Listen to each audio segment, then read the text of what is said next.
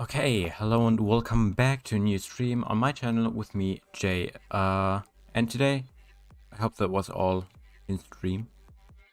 But today we're going to be working on my video game. And today specifically, I thought we would be working on the AI a little bit, so on the enemy AI. I turned some music on in the background. I hope I can concentrate with that. And I hope you like the music. But yeah, I just say we just get started. I already worked out I gotta turn up music, but otherwise I can't brain. Okay. I already worked out a little bit of a framework for this. So let me start by showing you the framework. Let me also open the Unity API on my other screen. And yeah, let's just look at that. So this is basically the framework that I've made so far. And how it basically works is we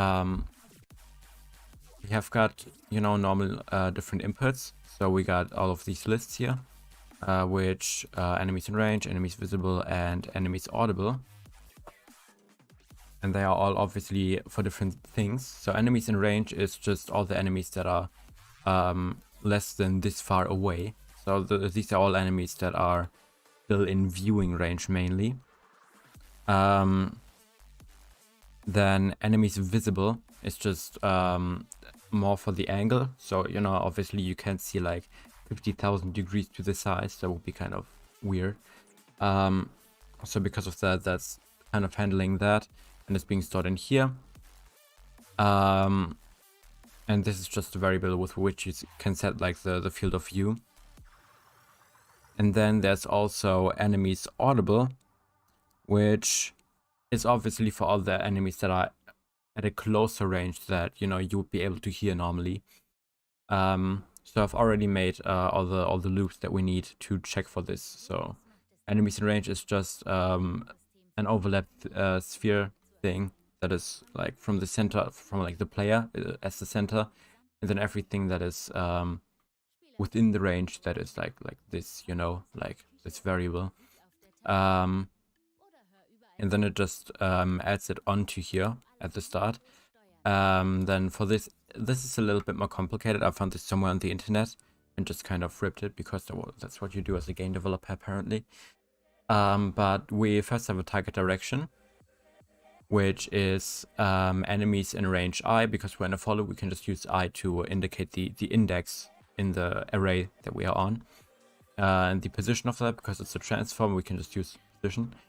And then, we take our, we subtract our transformed position from that so that we get basically the local or the position of our target relative to player. Like if the player were the world center or the enemy in this case. And then we can calculate the angle to the enemy by taking vector3.angle. And then, the target direction, which is this part here that we just talked about, and then transform.forward as like the other thing, which is just the forward of the thing in professional terms. Okay, and then we have this if loop in here, which just decides whether or not it's worthy enough to be in enemies visible, and it basically just adds it to that index and just kind of asks if it works. So yeah, it just takes in the FOV value for this and compares them, and then if it works, it works, and if it doesn't, it doesn't. And then we have got enemies audible, which is basically the same thing as enemies visible, but at a smaller range, because you can't hear as far as you can see, I guess. And then here it just, in this lower section, it checks if it should still be in the list, because otherwise, I gotta turn down the music even more. I can't even hear the music anymore. But otherwise I get confused. Where was I? So like what happens if you don't do this is it will just kind of add it over and over again. Or, it adds it, and then it's in there, you know, obviously, but then it goes, like the enemy leaves this area and it's still in there, and that's not supposed to be that way. So this way I can check whether or not the enemy is supposed to be in there that we're seeing or hearing or whatever. Okay. So, and then we also have a dice script. And this is not like the actual script that I'm going to be putting on every enemy, but we're going to be deriving from this. So like we can derive from owner behavior, but then on the scripts for the separate enemy types, basically we're just going to derive from enemy virtual static. So that's the name of the script. That's also why we for example have this here, which just handles things that are specific to a certain enemy, which is also why there's nothing written in here. And it's pronounced special, by the way, because I'm funny.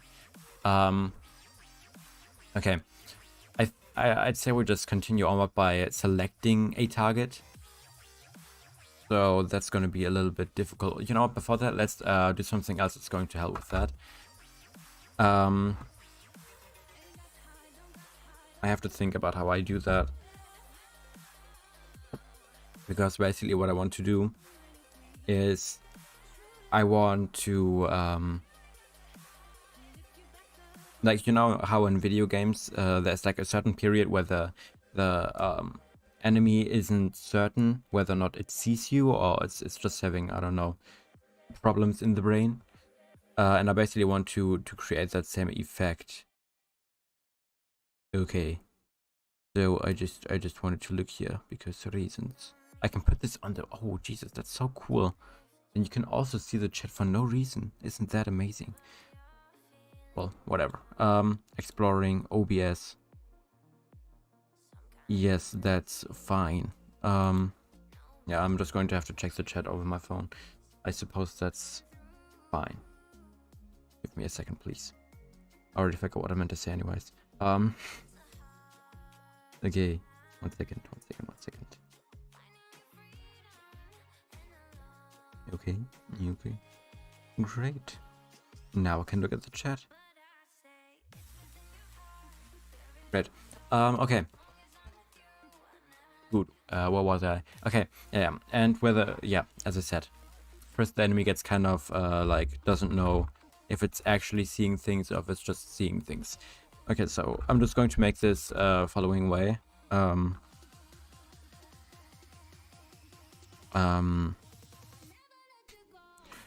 want to give it a very poetic name. Realization. Threshold. Don't know if that's spelled correctly, but who cares? And we're just going to input a number between 0 and 1 into here. I know that you can set it so that it can't go higher or lower, but I'm not going to do that because, well, I just don't really know how.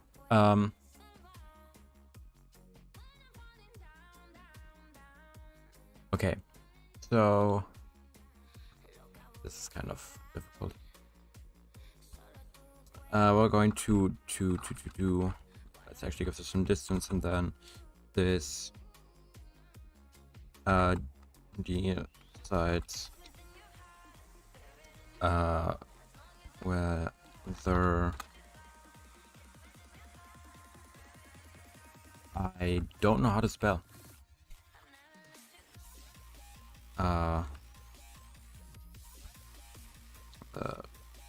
Visible.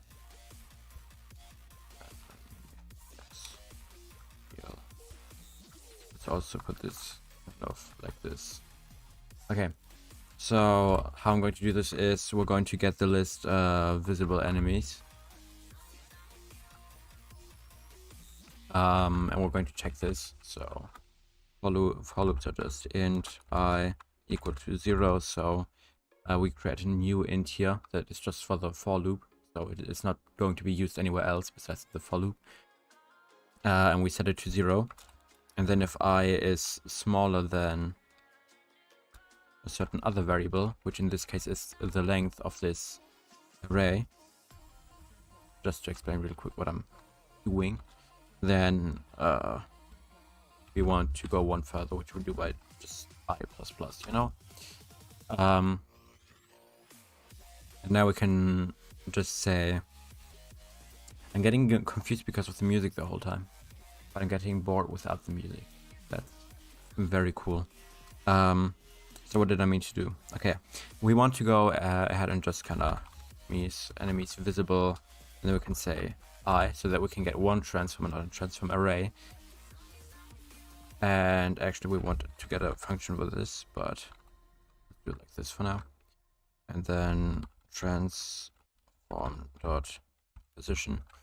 And then we can put this in clamps because, as I said, we're going to be using a function for this. Function actually vector3 dot distance, which is also what I use to check whether or not things are supposed to be in these, at least in these upper two things. And we want to plug this actually into an if loop. But then we need a new array. Let's call this public transform array, and then enemies realize. And then we don't put spaces in here, so instead we do this, and then we can just put this here, and then it's cool.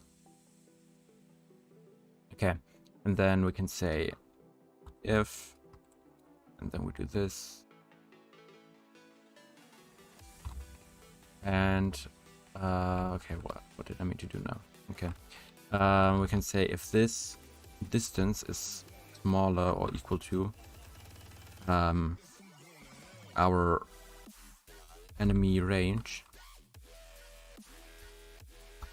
multiplied by whatever I called the other variable, realization threshold.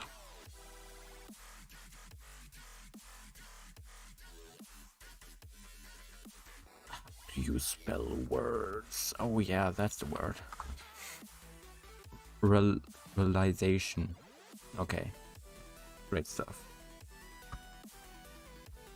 Then something happens. Okay, so just to say this in more or less understandable English, we just check the whole enemies visible list, and if one enemy in this list is closer than our realization threshold, then something happens. And the something is that it gets added to this enemies realized list. So what we can do is enemies realized dot set value, and we set the value enemies visible, and then this index.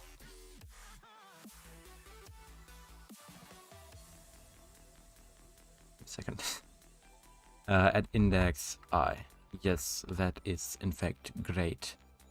We could alternatively also just take the enemy's realized length -1 or something, because that does basically the same thing but more dependent on the enemy's realized, so the array that we're trying to edit than the array that we're taking the value from, which probably makes more sense, but who cares. Cool. Then we delete this just for fun, and we put this below this, so that we can also run another check thing here. So realized, and we just run the same kind of for loop as we as I did the couple of bajillion times before that. By the way, you may be wondering why I'm making a video game and not music. I'm going to talk about this in the next video and in the video after that, because those are going to be two different types of videos. As you can guess, one is going to be about game development, one is going to be about music, so that I can just kind of hit both sides of this channel. But in general, I just also work on a video game right now, and I yes, that's it. Okay, so what did I mean to do? I don't know. Let's kind of not have these have different spacing. Not with that. Okay.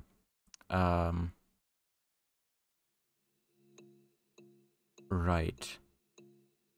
Enemies. Oh wow, great stuff. Enemies.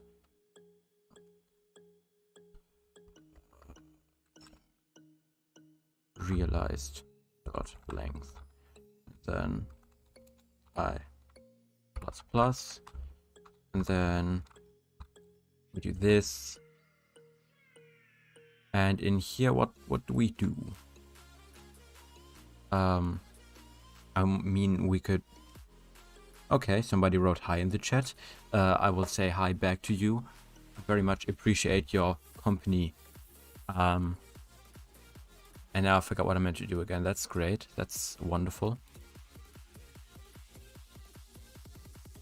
So how did I do that here? Or maybe like, yeah. Oh yeah. Oh yeah. No, that makes sense. So we're just going to kind of do this whole thing with the vector 3 dot distance that we did just a second ago. Dot distance is about, we basically do the invert of the thing that we did when we set the value wherever that was. I think here. So instead of asking whether the value is smaller, we ask if it's greater, and then if that is the case, we take it out of the array.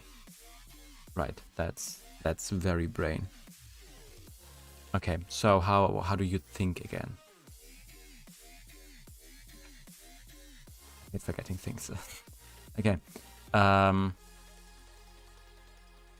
Right, so we go to enemies, realize, and then this index in the array dot position, and then transform dot position. And if this is a spelling mistake, okay, this is greater than enemy range. Oh, wait, that's wrong. Enemy range multiplied by realization. Oh wait, it was the same thing but spelled incorrectly. Then we want to go ahead and do the thing. Enemies realized set value, and then we can say null, so that we can basically just clear that. Okay, that was very smart. And then that index. Okay, cool. So that's that for now. This is now giving us all of the realized enemies. And now we have to find some way that we can target something. But that's actually highly dependent on another aspect of the enemies that I haven't explained. I haven't explained anything really. Okay, cool. So let me explain some things really. I'm coding an AI, as I already said, and this is supposed to be like with machine learning and stuff later on. But I wanted to start with a, let's call it like a static brain that is just hard coded and just execute orders, you could say. And the aiming of this AI is basically that it has these 4 actions that it can do, or these 4 amplifiers. So it can either choose to run away from an enemy, it can choose to attack it, it can have the aim to get the loot of an enemy, or it can try to form alliances, which this is a friend, but built in a very funny manner, because that's just how I am. And so basically it's supposed to be so that you can basically type in a certain amount, and then this amount decides how likely it is that the enemy is going to react a certain manner. So if you, for example, say that the enemy is supposed to act 30% towards loot, and then 60% towards attack, and then 10% towards run, then it will prefer running the most. No, wait. It will prefer attacking the most. So it will want to attack most of the time. And then if it's in a situation where on the one side there's laying loot, and then on the other side there's an enemy, it will prefer attacking the enemy first and then looting. If it will only attack, then it will only attack. Okay, I am audible. That's good. That's great. But then also if it's super low on health, it will choose the run option. If it were only on attack, then it would only attack, like always. And if it were on loot, it would just try to get the loot, but also kind of try to protect its own loot. So it would kind of be a mixture of these two, just with a little bit more loot, I guess. Okay, great stuff. But they all can basically do all of these options. It's just, you know, the likelihood changes based on things. I'm actually going to make these floats too, so that I can control them more easily. So that's super cool.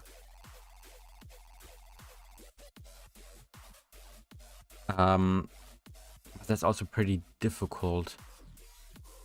I have to think. That's very difficult. Yeah, okay, yeah. So like, let's just think about what we want to do. So first we kind of have to assess a target. But even the target is like different based on the different situations, I guess. It's just so situation dependent. So we would have to analyze the situation first before we could like write a script that lets us take a decision. That's definitely very nice. Let me put this on an enemy. Those okay. Let me learn English first. Let me put this on one of these super cool capsules so that you can see how this looks. So this is what we got right now. This is like all the arrays with all the enemies in range, I guess. And the enemy layer mask and stuff like that. So let's start with the enemy layer mask. So we want to make a new layer that we call enemy. And all the enemies are going to be on this layer. That's how that works, I guess. And then, yeah, brain stuff.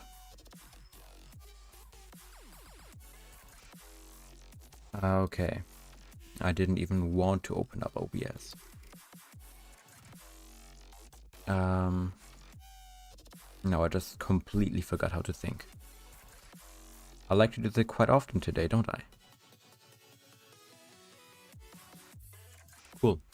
So,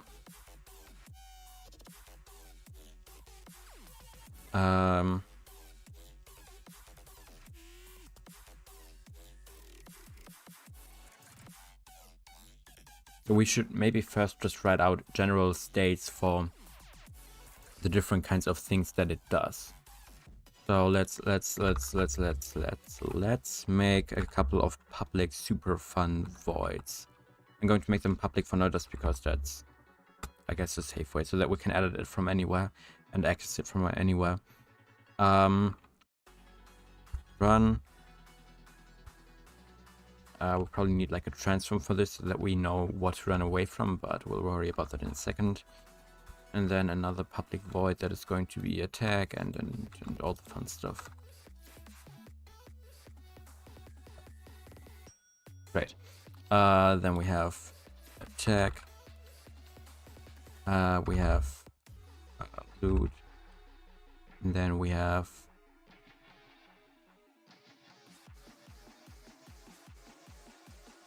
okay. And then we have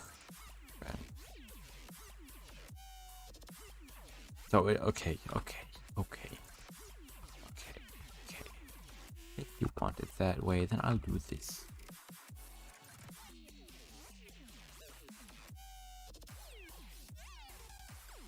Oh, that's so difficult.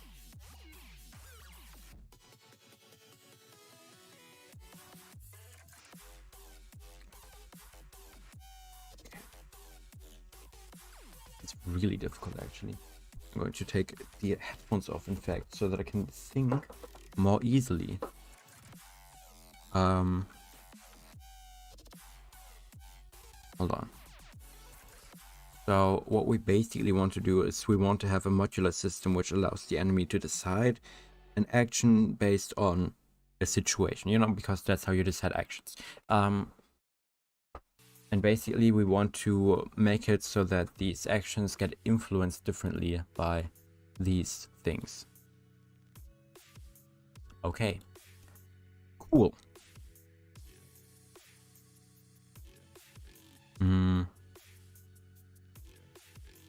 I mean, technically that would mean though that we would have to get like things from the enemy, like for example the attack damage. Can you make the picture in the bottom left corner a bit bigger, because I can't even see what's on it? That is no problem at all.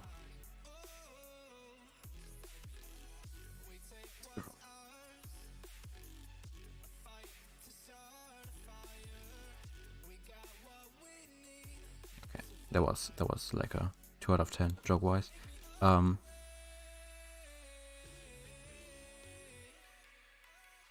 that should be good, I guess. I think, I don't know. Yeah, kind of works. This had is mainly just for reference for me though anyways. I just thought it would be interesting to see. Okay, so now I forgot what I meant to do again. We basically have to calculate the threshold for the different actions then. So usually I want the friend thing to be if the enemy is like lower on health, so that it's like, okay, you can't do anything anyways. So if we're like, if the I should also like, oh, okay, I already have the damage stuff. Okay, that's cool, that's great.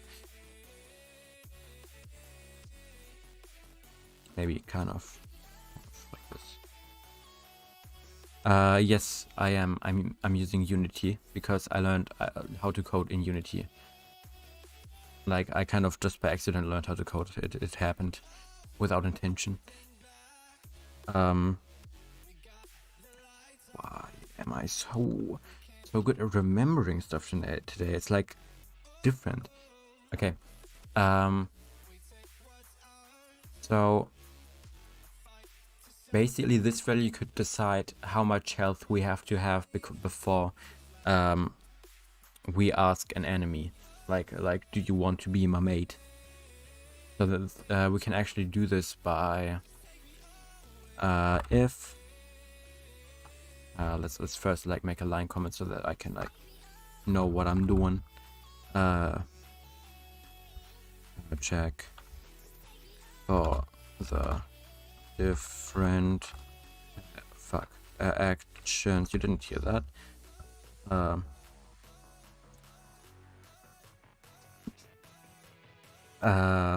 69 subs. So funny because I know. Yeah, 69. Okay. Maybe we can hit like 420 next week. For different action, let's like take multiple actions. Okay, and now I lost my brain again. Okay, so we basically, and now I can even talk. Great stuff, just great. So we want to see like max health multiplied by brain is no. If max health, hold on. If okay, I got an idea. If health is lower than max health multiplied by friend, then we want to execute this action. So basically what this does is it's like health. Okay, so that's our current health. If that amount of health is smaller than max health multiplied by friend, so friend is this thing here. You input a value between 0 and 1. So in that case, if you, for example, if you were to input 0.1, then if it were to only have left 10% of its health, then it would execute the friend function. Yeah, that's logical. Jesus, who would have thought that I can do that?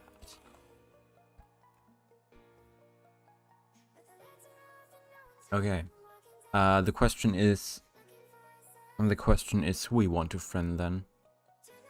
That's a very interesting sentence. But we will worry about that in a second. Maybe we can like ask that here. Maybe like the most dangerous one, or the weakest one, or the friendliest one. I don't know. Right. Cool. Did you really learn how to code in Unity, or are you in the process to learn it? Like, the thing is, I used another plugin for this actually. I'm going to show you. It cost me money, I think like 30 bucks or something. And it's not actually the stuff for coding. It's, oh, well, I mean, it is, but it also kind of isn't, depending on your opinion on coding, I guess. But it's called Unode, and it's like a visual scripting for, okay, I can't even spell, nor can I talk.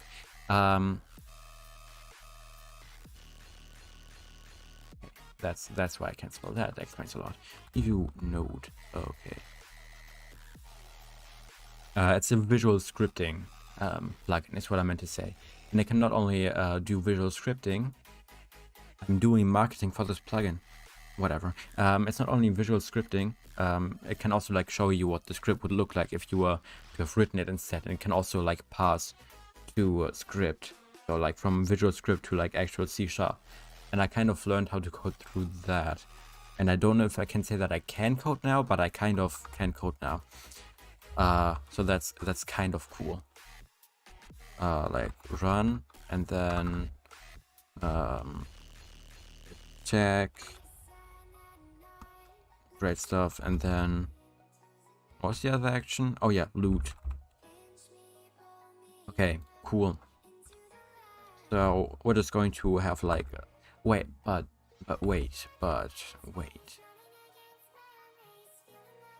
This is difficult. Maybe we can like have two things here, but that would basically mean that we would have to know the enemy's health in this case here. Annoying. And that's also annoying. That's very annoying, in fact.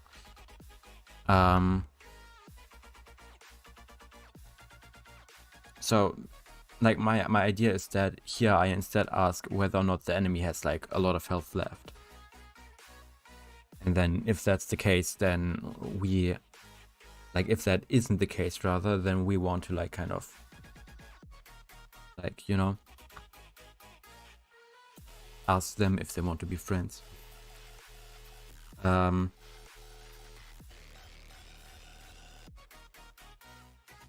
couldn't you just crack the plugin? Well, I don't want to say that I tried, but possibly I already tried cracking plugins, but it doesn't work because the pages are like, kind of, you click on the link and then you get sent to another website which just shows ads all the time, and then you get sent to another website where it says, okay, wait 5 seconds, and then it shows you more ads, and you get sent to the next website, and it just keeps going with that. So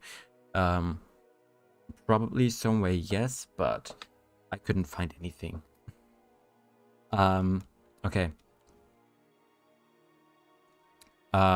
Okay. I can maybe like ask in the realize script, or like have it. Oh wait. Okay. I got an idea. I got a great idea. I can just run an else loop now. I can leave this. That's great. That's good stuff. So we can just check the thing again. So int I equal to, I made a double space. Wow, that's so amazing. A double space? Don't you say? That's so cool. How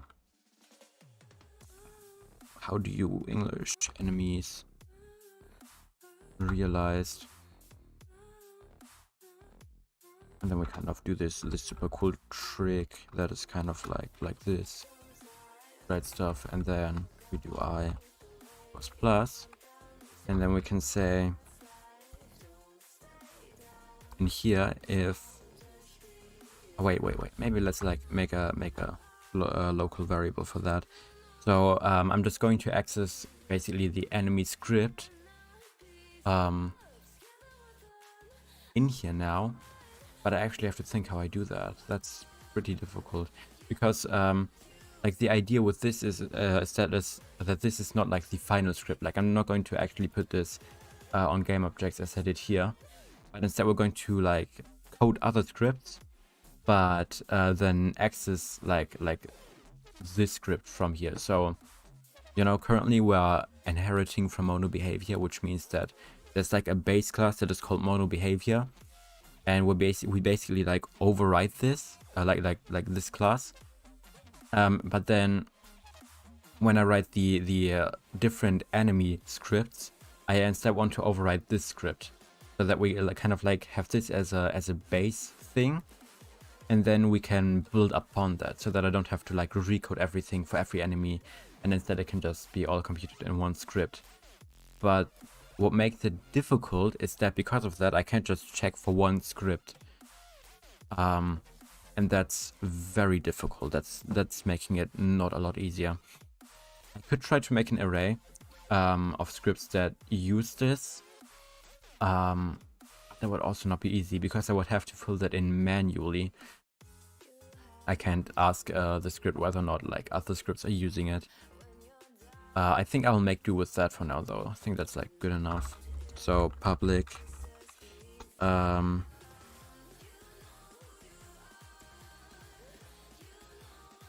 or actually, you know what? Let me test something. I think that would be very interesting. So we're going to make a new C# script for this. Create C# script, and we're going to just going to call it like test enemy 123, because we're very creative. And then we click on it and we do the smart stuff, and then we just say inherit from enemy virtual static. Okay, and now if I save this, first up, you can now see what happens. So we put this on here. Why? I don't like this. That's stupid. That's so stupid. Okay. Alright, test. What? Why can't I search this? I want to put this on here. No, can I? Please fix the compilation errors. What compilation errors? Huh? Oh, this has errors. Okay, I'm just really smart. Okay, so where are the errors? Okay, yeah, no, that's great. That's great. Let's fix the compilation errors then. Dot length. That's not how you write length. That's how you write length. And then it's line 143. It doesn't. You know, we're just going to delete this for now. We don't need it. Line 35. Oh, okay. No, that's great. Oh yeah, I wanted to put something here. Okay. Yeah. We're going to worry about that in a second. But for now, we have fixed all the compilation errors. So now I should be able to put this on to here. Oh yeah, that works. That's great. So, okay. Now I want to know if I write enemy virtual static. Just make this like a public thing, so that I can like put stuff into it, and then just call it enemy for now. I'm just going to put stuff out and save this. Can I just put the other script that inherits from it into here, and it understands what I mean, or does this not work? Let's see. I can. Okay. This makes it a lot easier actually, because this means that I can also instead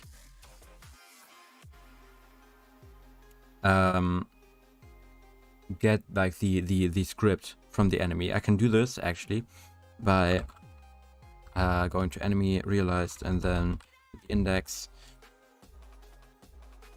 this index, and then I can say dot game object, and then dot enemy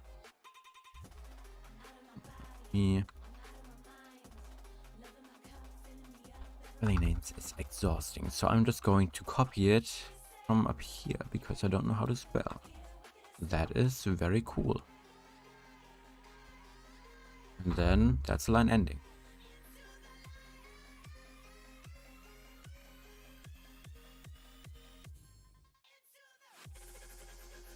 Oh wait, no, I'm doing it wrong.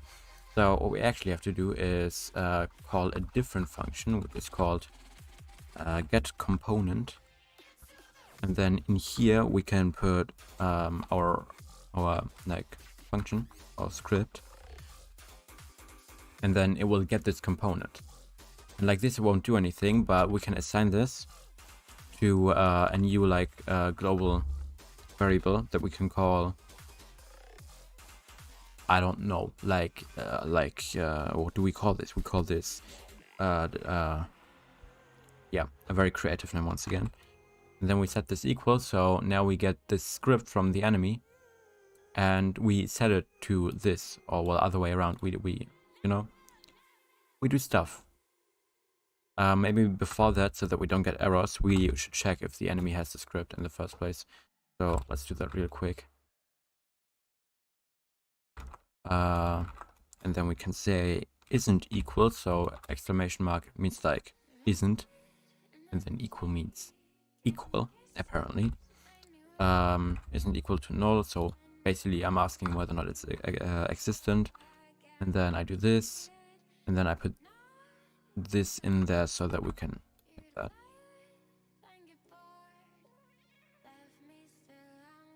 But no, wait, we actually have to do this differently. We have to start this beforehand, because you can't just like make a new like local variable and not assign it. You have to assign it right away, and then we can set it to new enemy virtual static for the start. But then here we reassign it by just doing this, and then it works, because otherwise we could only use this variable instead of here if we initialize it here. But by initializing it in here, we can use it in the whole for loop, so we can get like numbers from it. Okay. Let's also create a couple of new variables. We need one that is public transform. I'm making everything public right now, like as you can see here, because it's going to be useful for debugging, so that I can see if something doesn't work and why it's not working. But later on I'm probably going to change that so that some things are private and you can see them in like here.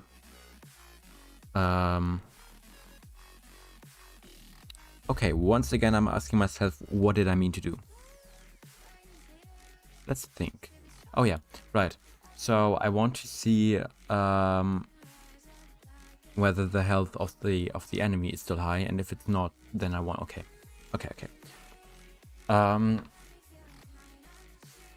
So if we do this, and then we already like do all of this so that we don't have to do that annoying stuff in a second. Enemy, and then we can, because we've already assigned this to this script, just access the same variables. Enemy dot health is smaller than, did it say smaller than? Yeah, smaller than enemy dot max health, and then we do times, but we just take our own variable for that, because it's about, you know, oh yeah, I'm gonna go now because I have to do some things in real life. Bye and have fun. Yes, I hope you will also have fun doing things in real life. Enemy health, okay, we take our own like friend variable for this, because we want to check whether or not we want to be friends with the enemy, or you know what I said. And then if that is the case, we want to call friend friend v, like this. Okay, good. So now on run we're just going to do this thing as well. Well, we're going to set this to be run, And then on attack, I think we can even do the same thing here as well. Like, yeah, we can actually. But then just replace this with attack,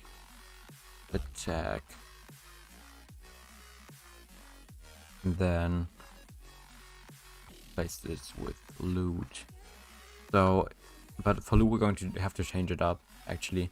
I think all we really have to do is change this arrow around. I said change it around. And then make this loot instead. And then we also obviously have to hint at the right things.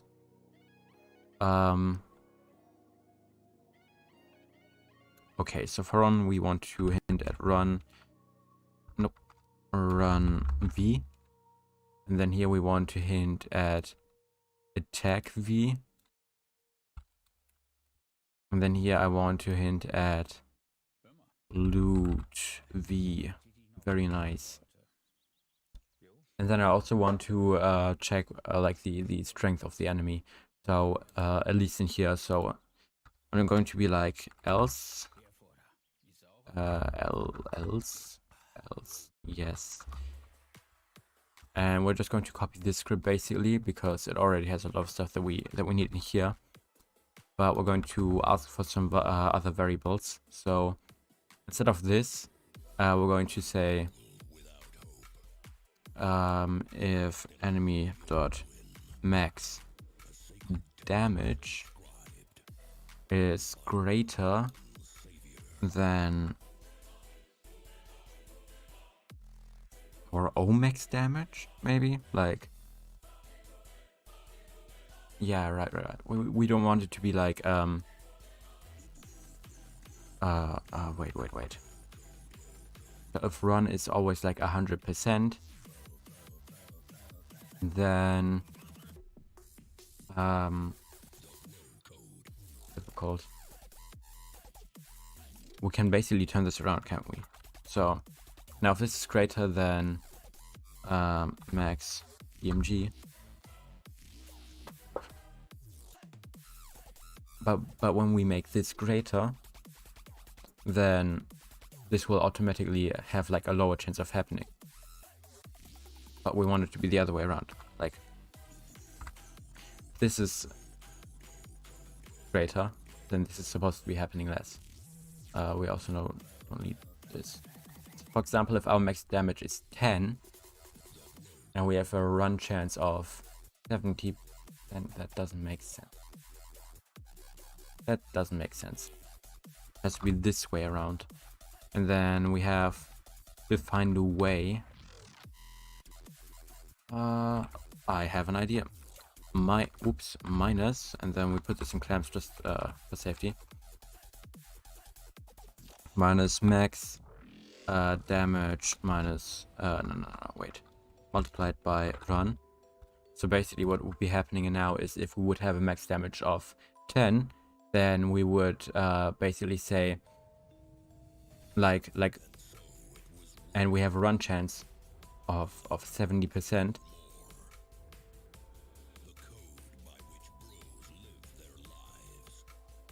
Okay. Then only 3 damage would be left because, you know, we have 70% of our damage here, so that's 7. But then we you know, go down here, like basically 10 minus 7, and that's 3.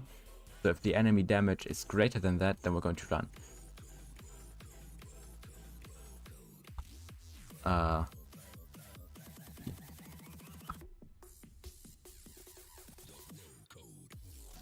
But there also has to be a case like I want to. Should there be? I don't know. Oh yeah, no, it's fine. It's fine. Okay. Then attack. If health is lower than max health, times this. So does this make sense? Let me think. What does? Wait. I have an error. Where did I? What is going? Why? Oh, whoops. Okay. So we want to attack if our max health. Okay, so here we would technically have to check the inventory. We can instead add a value though. So like we're just going to call this public int in inventory. Should we make it? Let's just make it a float. Who cares? And here we can just use this value to decide what is your problem now. Yeah. Oh, I did this again. Oh, great stuff. Can choose this to decide whether or not we should take the loot.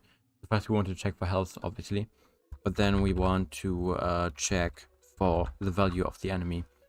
So we can run this for loop again, but instead of checking for run, we obviously want to call loot v.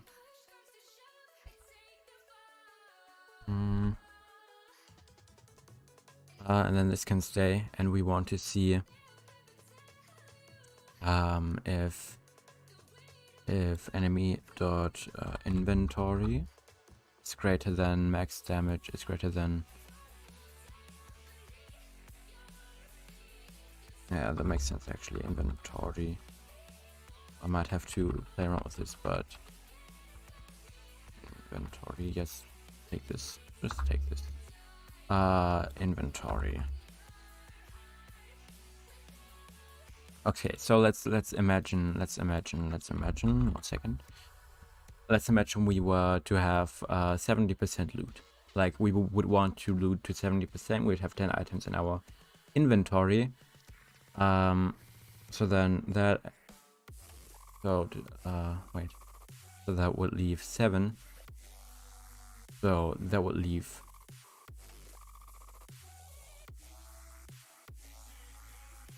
only 3 here. I think we don't need the whole minus thing. We can just do it like this. So now if we have 10 things in the item and we have a 70% loot chance, like, you know, we would want to loot 70%. Now we would want to have it the other way around. Give me a second. Like this.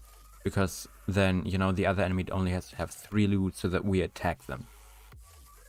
So that makes sense. And then if we have a 100% loot chance, then, you know, it's basically just like going for a killing spree. So just like this basically. Okay, yeah, that makes sense.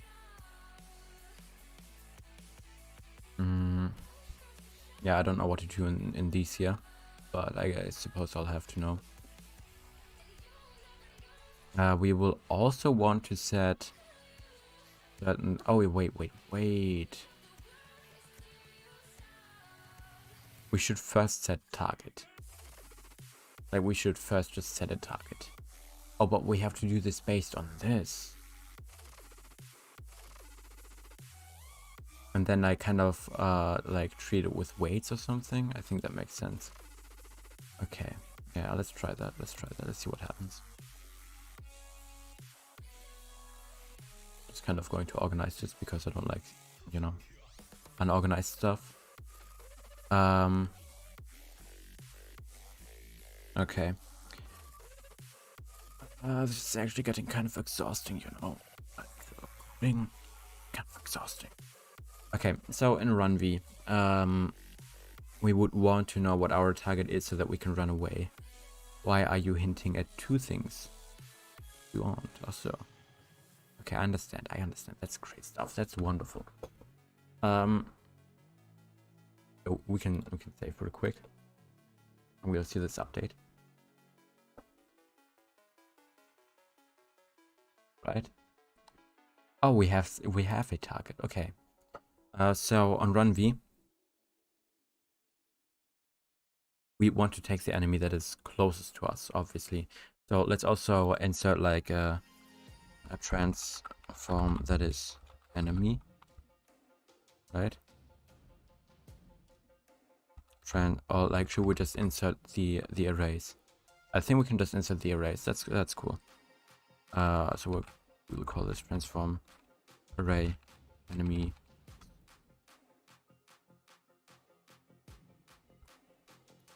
I could also make these like floats or something like this, or something like that, but I'm not going to for now. And then we also have to go into these here and just always insert all the other stuff, you know, like coding things. Okay.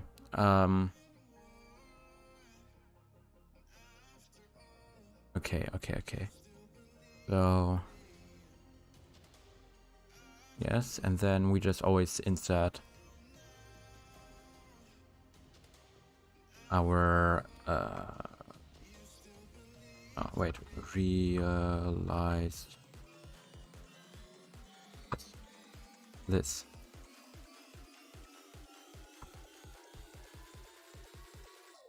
So we have to insert that everywhere, and then we can just cycle through that in the function. I forgot. Yeah, cool. Well, let's just lock this up again, and then have a nice organized script. Cool. So now we have this thing.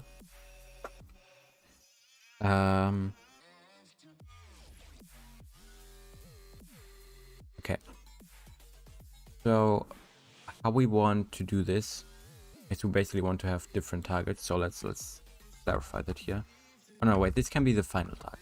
And then we have more targets. So we have public transform, call it run target.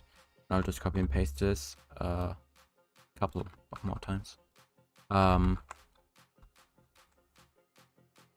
then this will be our tag target. This will be our loot target. And this will be our, give me a second, our friend.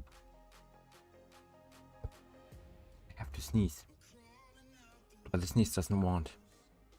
Friend target. Okay, I think I can listen to some music now again because I'm getting bored. I'm very bored.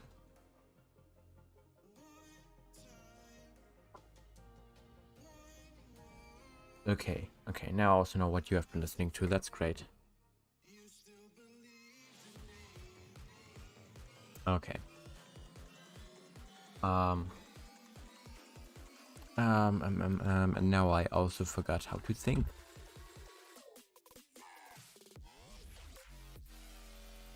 So we basically want to run from the closest enemy. So what we want to do is for, yes, we're going to run another for loop. I just like for loops. They're very easy to use and very useful.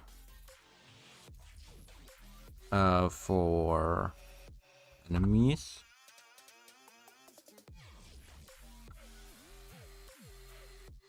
Dot length like this. And then we want to in I this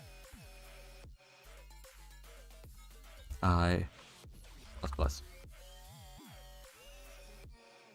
I'm just going to make the basic setup, and then I'm going to copy and paste it over and over to the other ones, so that we like, you know, have a base to start off of.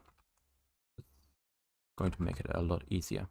And then here what we want to do is basically get the distance to, like, between the enemy and the player basically. And okay, I think I'm going to do this is we're going to have a variable here that is just transform, and we're going to call it closest enemy. Okay, and then we just set it equal to a new, oh no, wait, it has to be a transform, right? New transform, I guess. This also need like the, okay, does it work? Great stuff, dude, just wonderful. So currently we are basically the closest enemy, so we can just use transform. No, the other transform, like transform. And we can't create a new of this, so we can only do transform. This may actually not be so good, because if there are no enemies nearby, then, you know, or maybe we can null this. Like, we can just say null, like, you know, null. Oh yeah, we can. Oh, easy.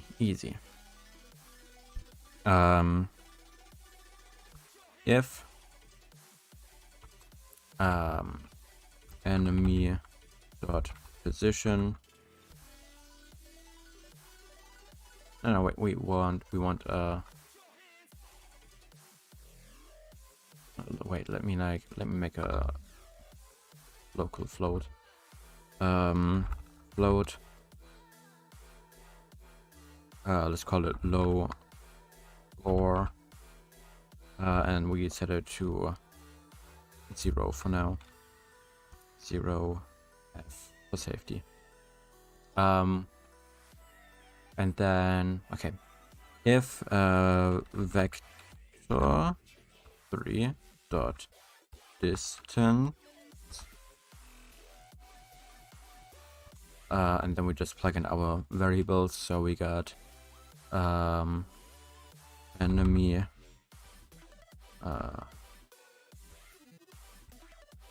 dot position, and then we got our position, so transform dot position,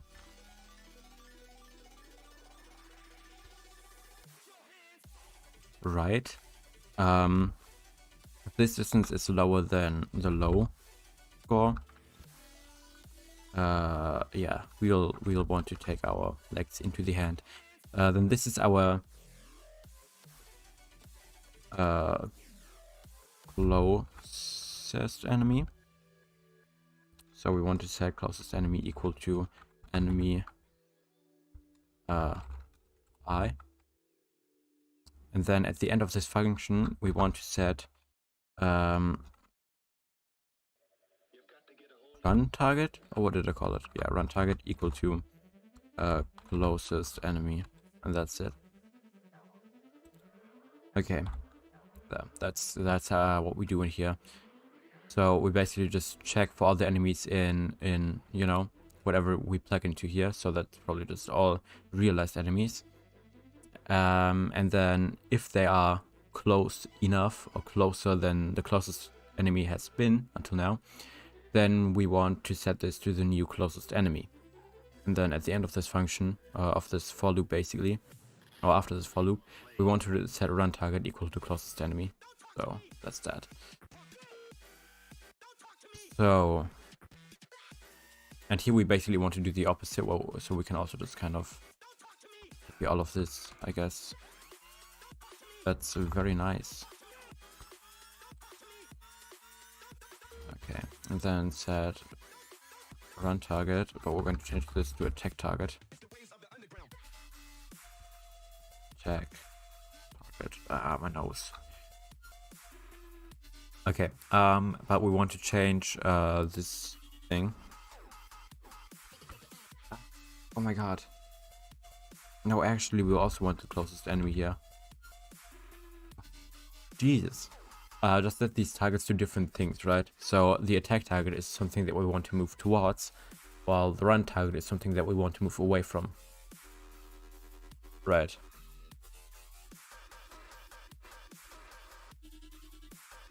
But shouldn't there be some kind of difference? Like, am I a little... Oh, we can also check for the strongest enemy, maybe. Maybe let's check for the strongest enemy. So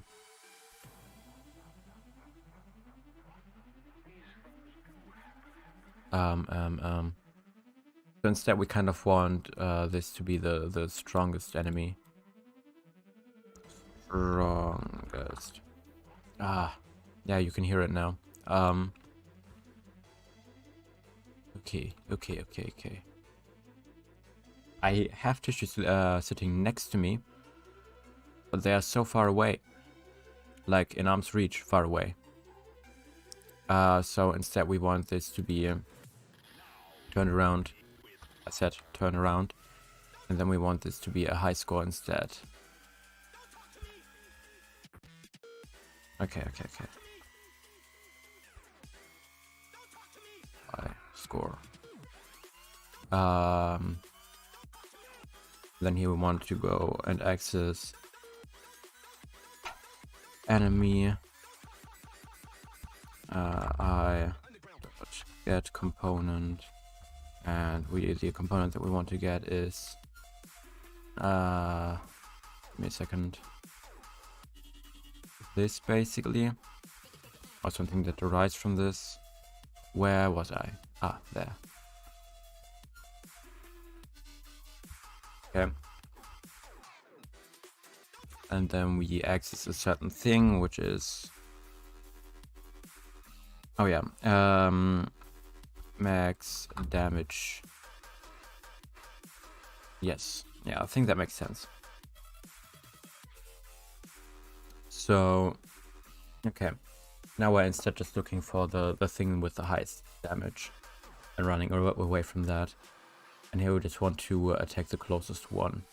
So then on loot, we instead we can still just take the whole thing with the float I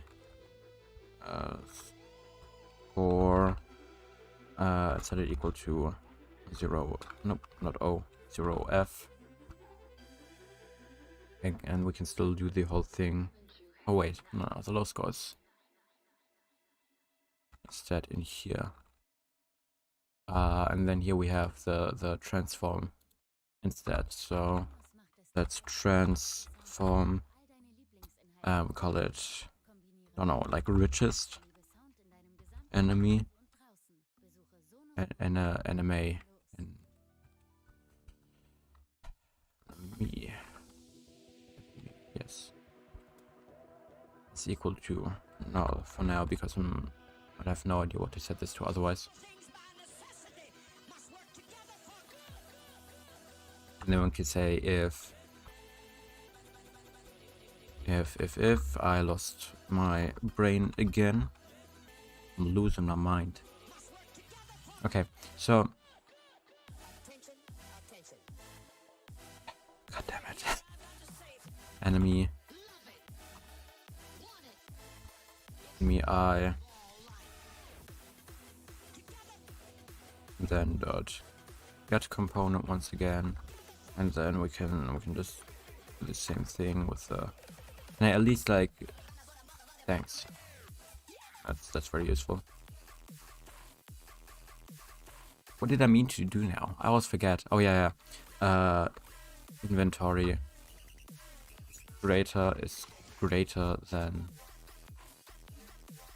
high score. Then we want to like set it as the new richest enemy. So richest enemy equal to enemies. I'm sorry if I'm mumbling a lot. I'm just in my brain and thinking how to code. Cool.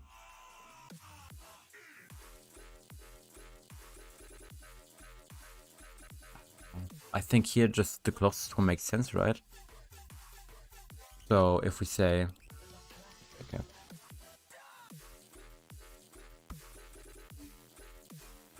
transform,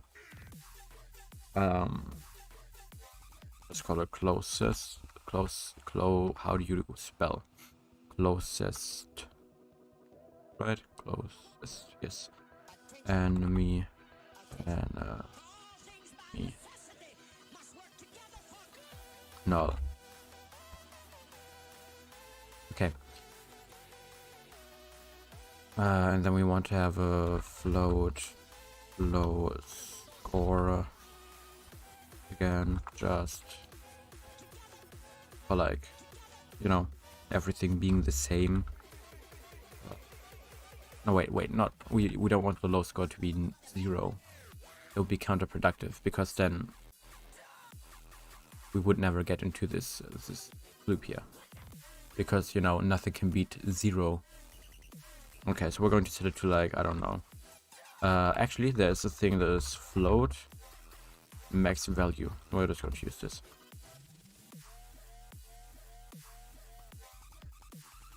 Load. Max value. Do I have to do this anywhere else? No, I don't. Good. Okay. And then if what are we coding right now? Okay, yeah. So we just want to get the distance. So we just do vector 3 dot distance, and we just get enemies, this index, position, and then our own position, obviously, like this, and then if that is lower, lower than the low score, then we want to set this as the new target, or the new temporary target, I guess. Closest enemy equal to enemies index I. Okay. And then we just have to set them at the end. That should be manageable. So this is strongest enemy, closest enemy. Loot. Target equal to richest enemy. What did I mean to do now? Like, just right, like in the middle of coding, I just forget what I mean to do. Wow, that's impressive. Okay. Friend, target. Your closest enemy. Cool. So that's that.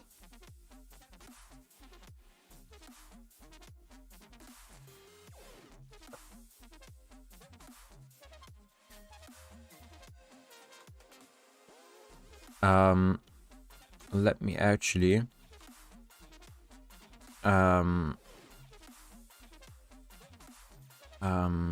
how to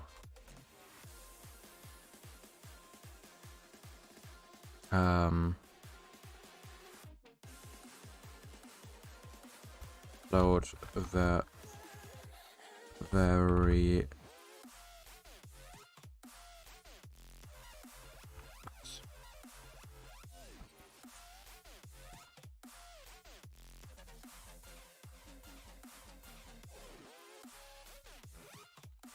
I'm sure we will find something. No, that's not it. That's not it. Yeah. No.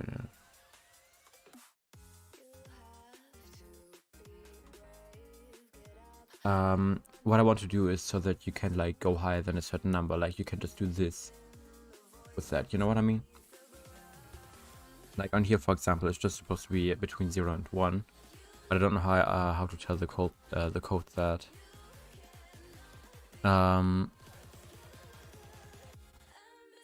Oops, that's some great stuff. Or can I just do it like this? It's very interesting. But how do I do that then? Or do I just set it equal to... No. I can do that here. Okay. 0, space 1. That doesn't work. That's unfortunate. I'm just going to try around with this. Maybe it will work at some point.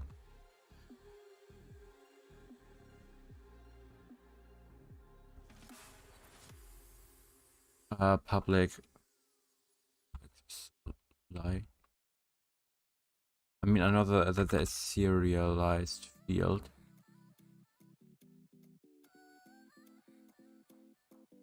Okay.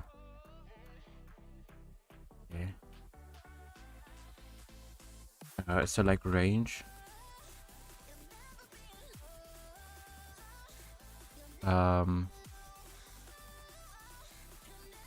Okay, that's cool. That's what I want.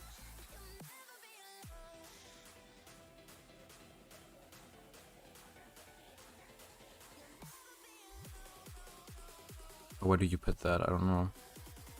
1, 2, 2, for example. Does that work?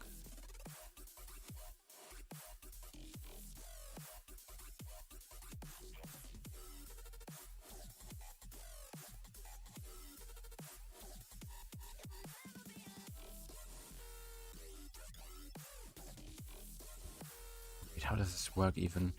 Let me actually look this up on the Unity API. Because I don't know how to code. Range attribute. Um, uh,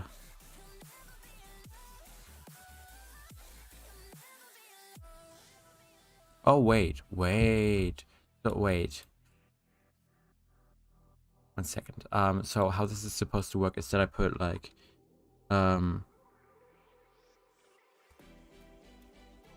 range here. And then I can say 0, space 1. Oh, okay. That's simple enough.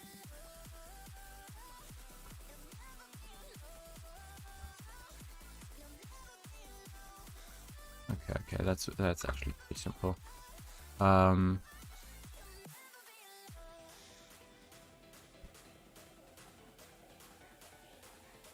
Wasn't there like another value? Oh yeah, realization threshold. There, easy stuff.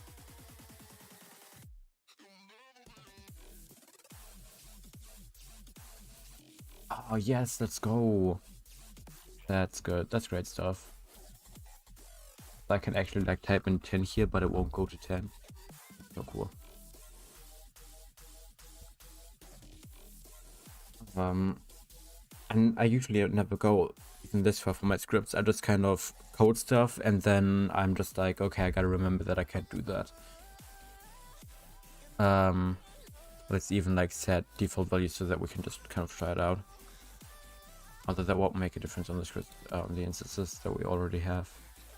So let's just make this like, I don't know, 100 health. Oops, 100 here.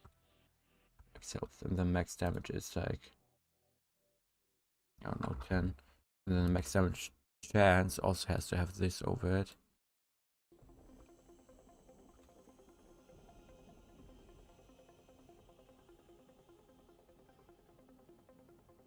Actually kind of cool.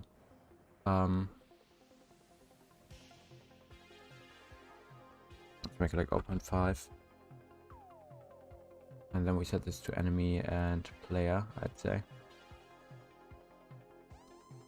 Then we can say the enemy range is 50. Yeah, this is in degrees, so we'll just say like, I don't know, 90. And then we set this to like 10. It's just like a circle again. Let's set this to 0.5 as well. So this is the percentage of this, which has to be fulfilled for an enemy to be visible. That's great stuff.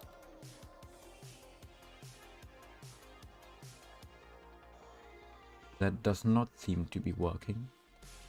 Why not? I set these all to be enemies, right? Yeah. It's not working then. Am I stupid?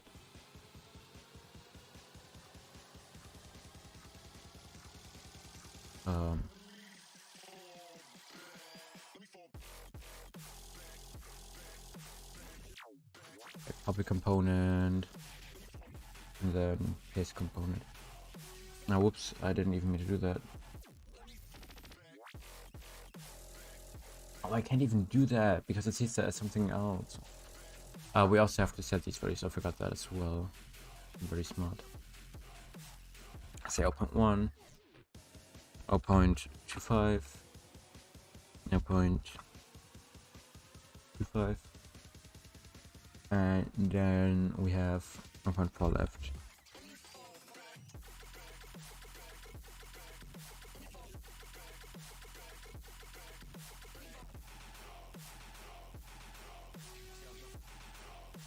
Cool.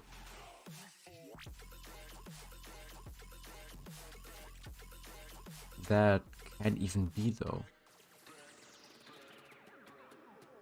I just... Okay, let me check my script. Okay, so rank is this enemy range, right? So if enemy range is set to be 50, then would go up to 50, and then transponder position is our own position. Then set value from I.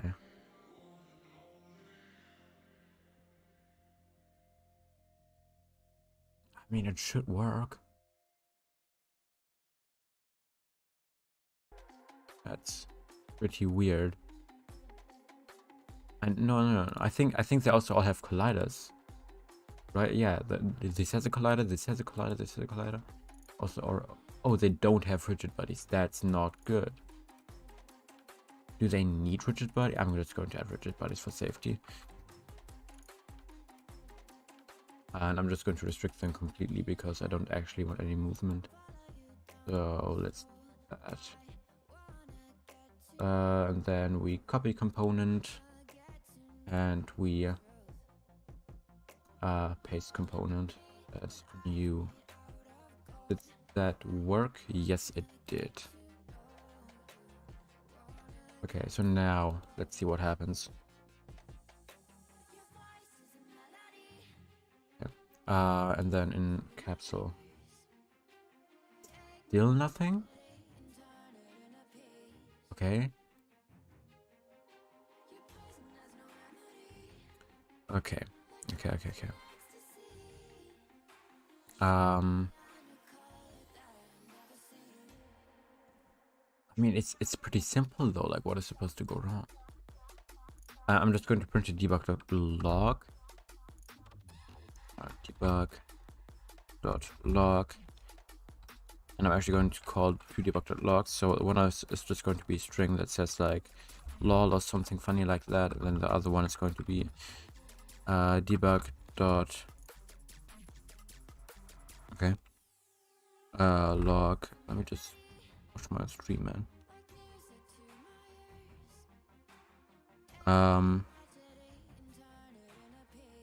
Okay, the other one is just going to be debug.log, and we just output the enec at this index. Okay. It also doesn't output any errors or something, so maybe that's also just because I turned that off. Oh, yeah, no, that's not good. That may actually be the reason.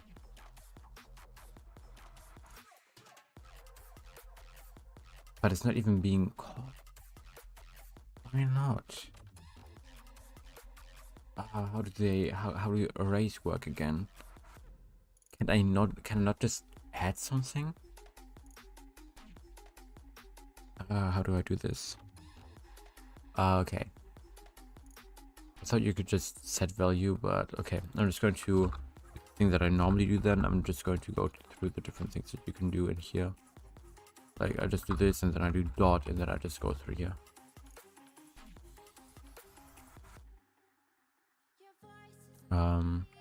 Initialize? What is initialize? Can I not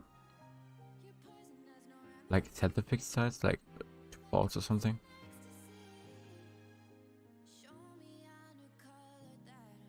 Okay.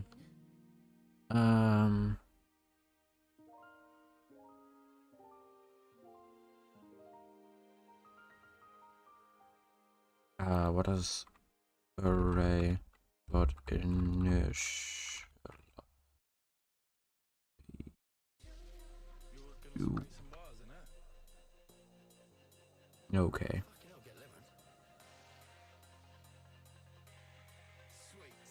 Okay.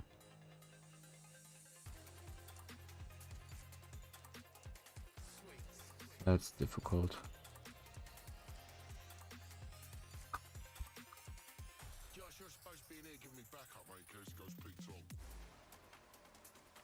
That's annoying.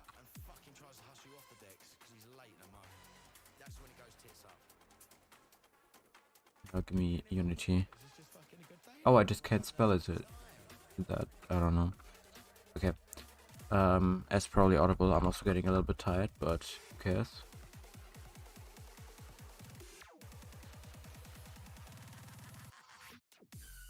What does this do?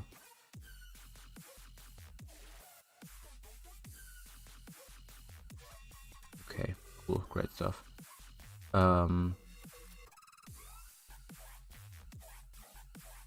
wow, wait, what?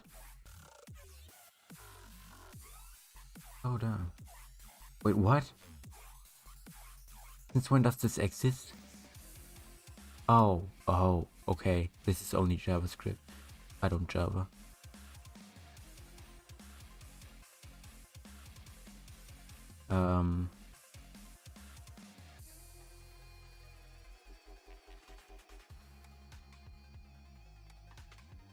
Okay.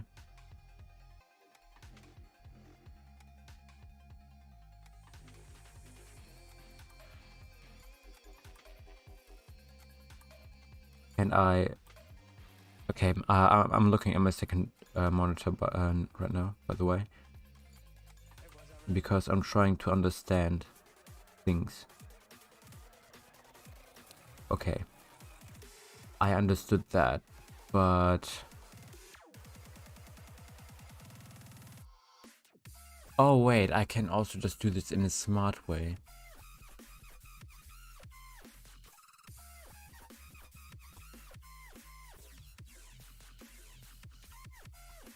I can like do this. Oh wait. Oh wait. I can do this. I can do this thing. Oh wait, but we need the transform because otherwise it won't work. So we need this whole construction here.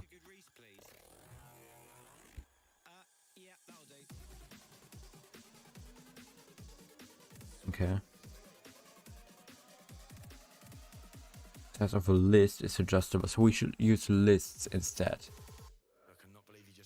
Gotcha. Okay.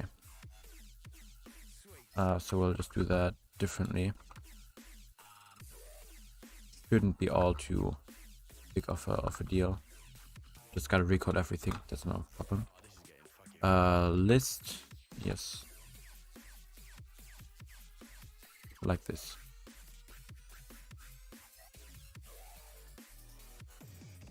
Okay. Don't need this. Okay, I don't. And then we want to set this equal to a new list. New list. Oh, but here I need that. Good, great stuff. Love it.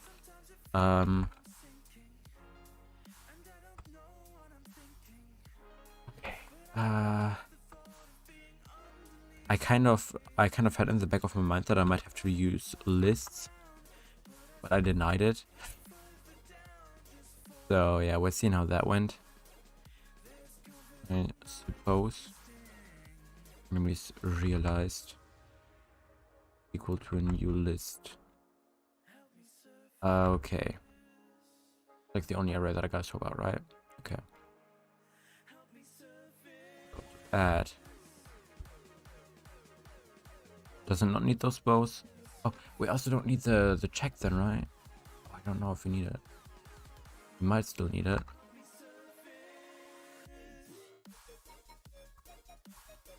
Good, but I think besides that should work. Oh yeah, you also don't say length in here, you say count. Because that's so much different. But yeah, minor difference. Shouldn't take too long.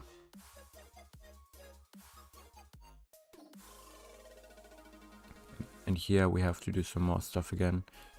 So this, change that to add. And then remove this. Oh, whoops. Didn't mean to remove that thing. And then here go to count. Great stuff, I guess. Does this also have mistakes? Yes. It does indeed. We don't really... Oh, no, you know what, for safety actually.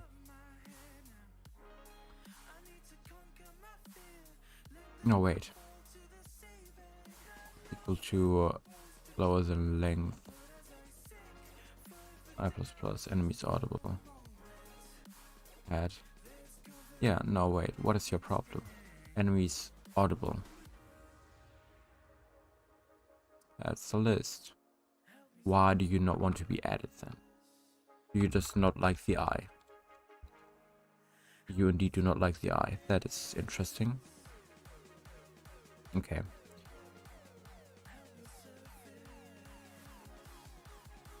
Okay. So here we want to have enemies in range. And we want to remove instead. I think that's how the function is in there. Yes. Okay, that kind of threw my foot. Then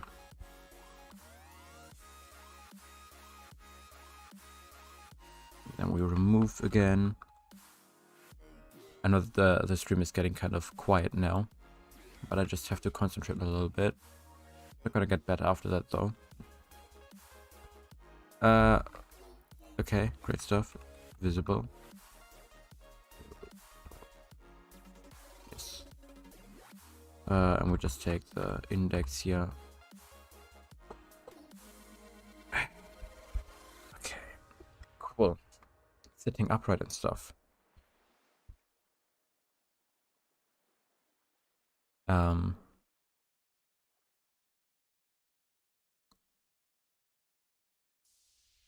Great. And here we just remove once again.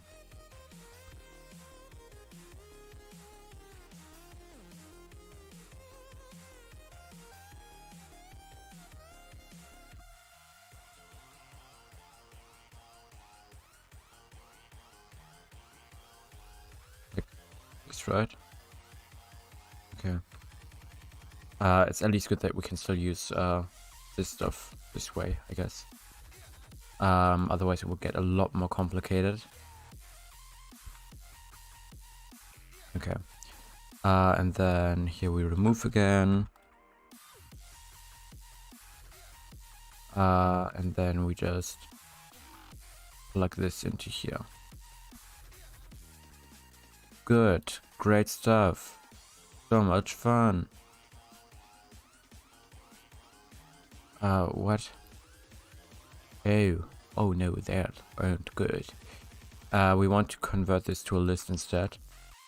Oh, you know, I would do air quotes, but you can't see that. But convert air quotes.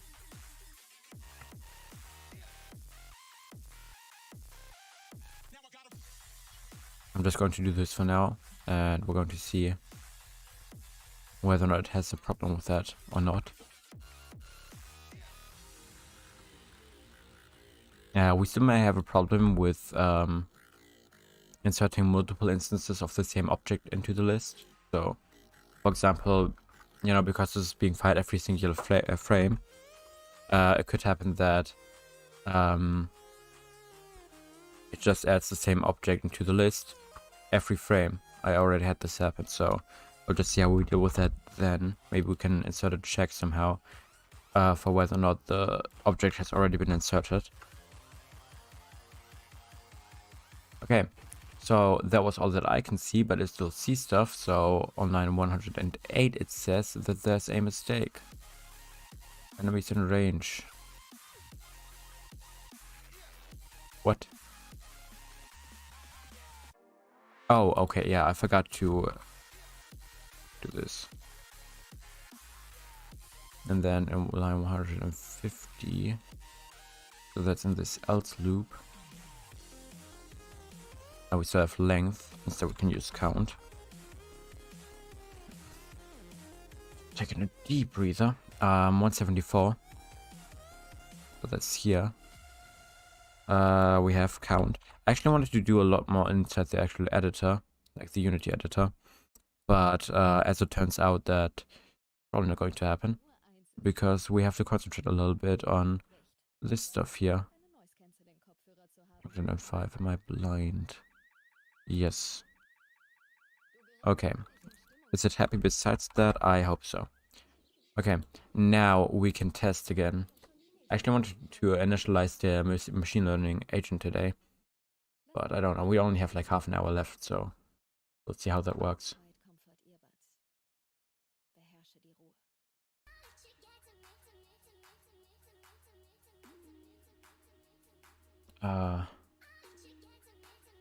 Like, oh god, what is happening?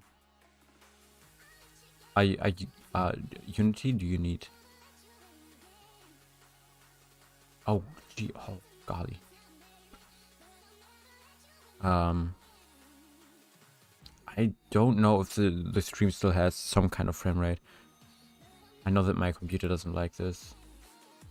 Could be that it just has like an infinitely huge array of stuff. No? Question mark? Wait. Are we good? Oh god. Oh god. Oh, holy shit. Yeah. Let's not.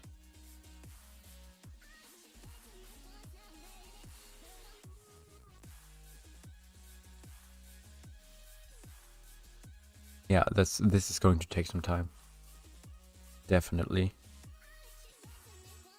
Okay. Okay. Just gonna like, you know, things and stuff.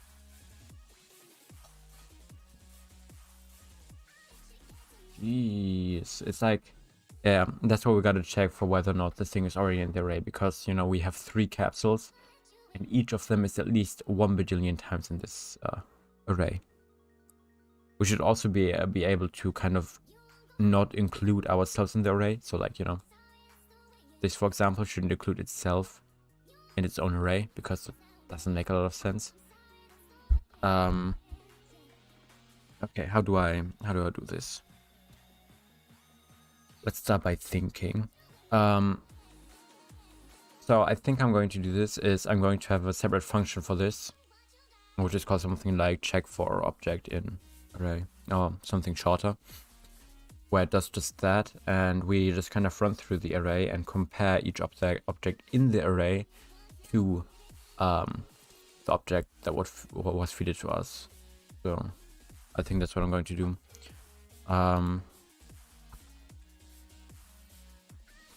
Public void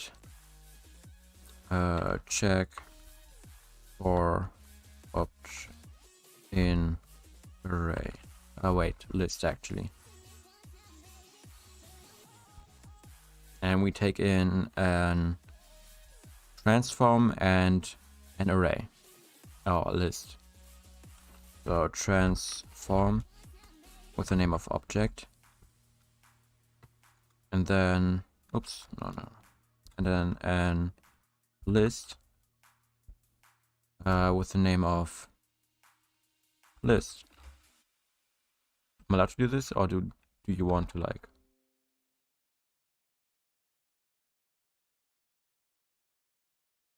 Give me a second.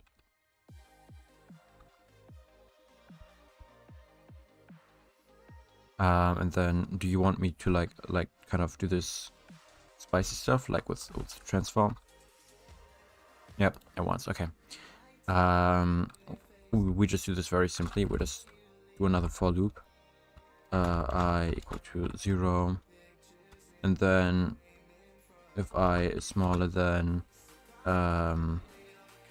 list dot count, then I plus plus, then we do this.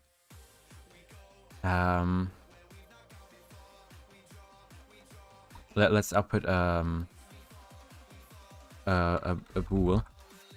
That's not how you write bool. Yes, please wait. I am not done coding yet. Okay, so if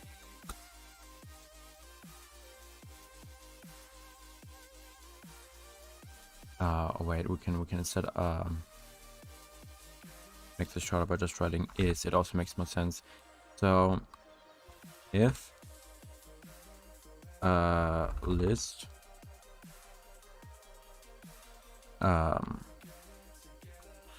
I is equal to object, then we want to return true. So return true. And then we don't write else, but instead we just write return false. Yeah, so it's going to get here anyway, so false like this. I swear to Jesus that by the end of the stream I'll be sitting in a wheelchair. My back doesn't feel great. That's what I'm trying to say with this. Okay, so what this allows us to do is before we do this, we can just run a script which is if is object in list, and we just pass in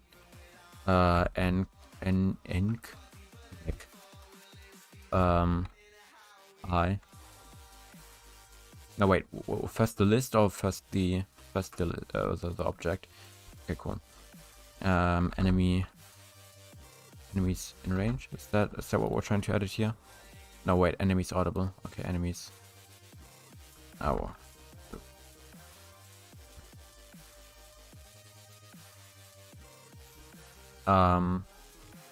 Then on true, okay, so we want to do this because then it gives us the opposite signal basically, and we want to get dot transform. Is that correct?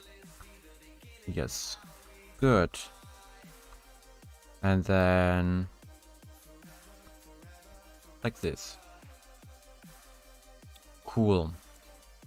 We should also check for whether or not the it's like ourselves or not. So let's make another thing for that.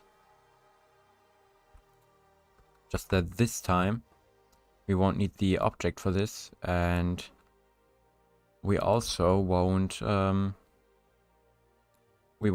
call it this, but we'll instead ask for self. And then we'll just say transform. Then we're done. So that's a pretty simple way to do this, I guess. So instead of making a whole new if statement, I think we can just say and opposite of is self in list, and then we'll just say enemies audible. Done. Isn't that just genius? Okay, time to do this for everything. This. But whatever, then we'll have like a full-on working setup, which I'm kind of hyped for. Okay. If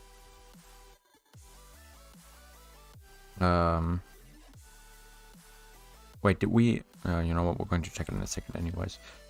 Is object in list, start with that, and we start with enec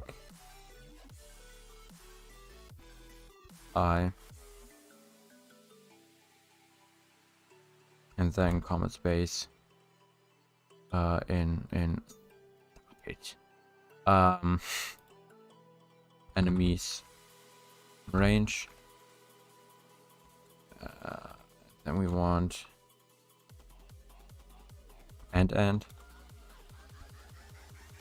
oh wait, I always forget the transform at the end. Transform. Okay, and then we want to go ahead and do the same thing for the self function. Enec. Yep. No wait. We just need the other list. like this.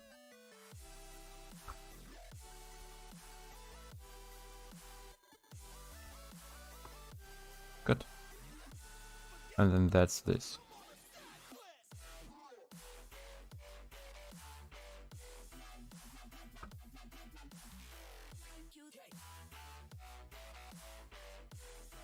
Okay. So here we're going to run an if loop.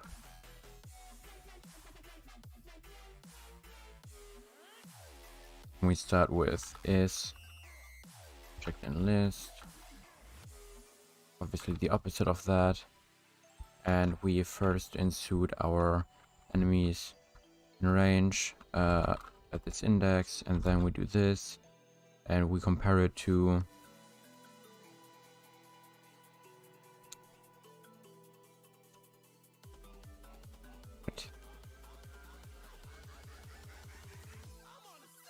oh, okay, yeah.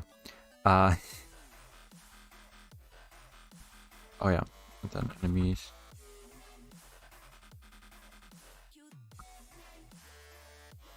Right. I'm just getting very confused the whole time, so that's why I just have to take a second to think. A break also wouldn't hurt, to be honest, but whatever. It's we're done in a second, anyways. It's just very repetitive, to be honest.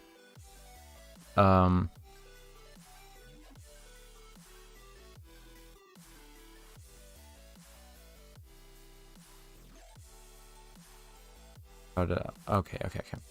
So just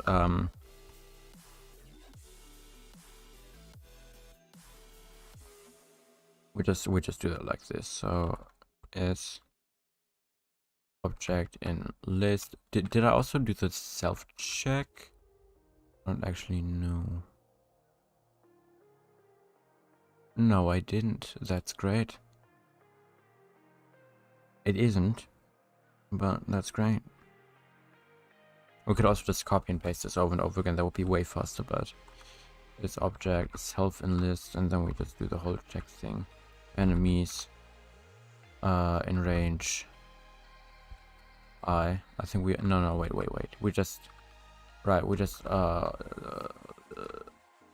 it's visible like this.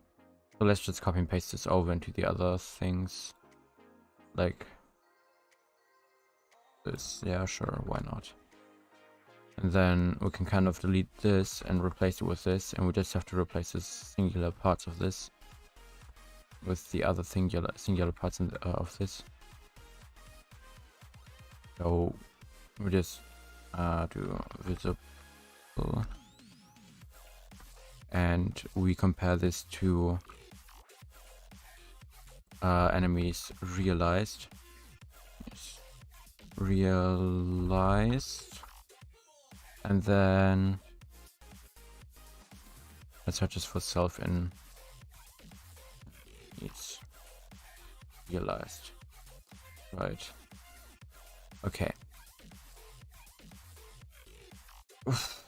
This is so exhausting. Oh god. Really? Okay. It's just bullying.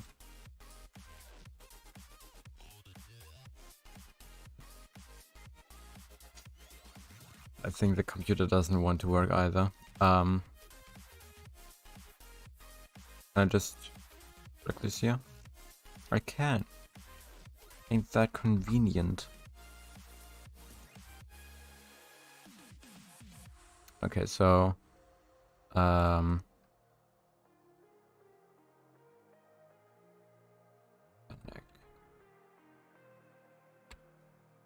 right, and then we check in enemies realized, and then here we check in enemies audible. Enemies audible. No, wait. Shouldn't we check in enemies audible here? So like audible, because it is about this thing. Yeah, right. That makes sense. I hope I did this correctly here. I did not. Oh no, wait, I did. I did. Great stuff. Great stuff. Great stuff. Okay. I don't think that we have to run the remove loop then. But it doesn't matter either because we don't have to change anything here.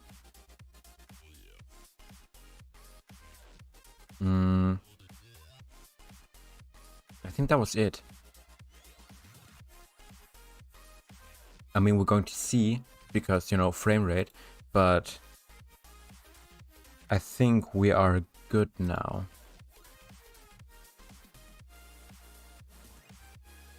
Okay, that doesn't look too bad. Yeah, that's good. That's great. Enemies audible. Cool. It hasn't chosen a target yet. That's fine, I guess.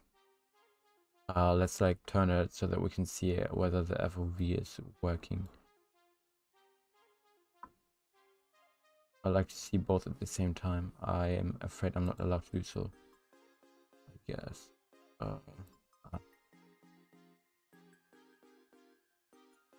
No, it's we can't eyes. Wait. What do you mean? 240.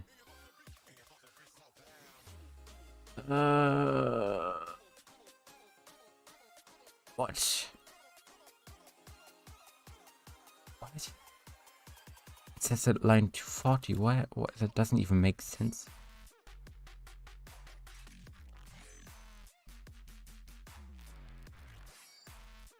Okay, yeah, sure. So no visible enemies, but it is an enemy. That's very cool. It also didn't realize one yet. Let's just make it like visible, like in the sense of let's make a draw gizmo call thingy. So on draw gizmos. Let me make that like that. And then on the one side we want to draw a sphere. So gizmos dot draw a sphere. Let's make that a wire sphere though. Like draw a wire sphere. Because they're like a little bit nicer in my opinion. It looks a little bit more clean.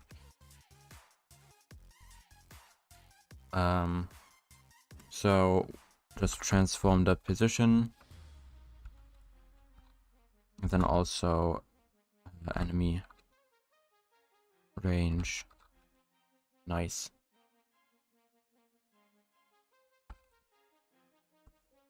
So this will just allow us to, you know, do this whole thing a little bit more easy.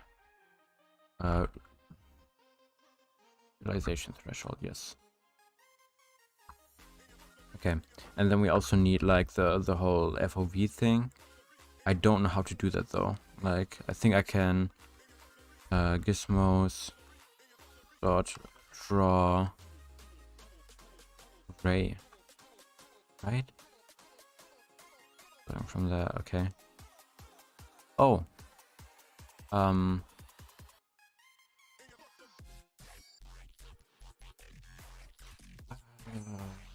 no, line is actually what we want to do, but I don't know what. Can I not just give it a direction? Like, okay, sure. Let's try that first. So from transform dot position. No, not the capitalized one. Transform dot position all the way over to.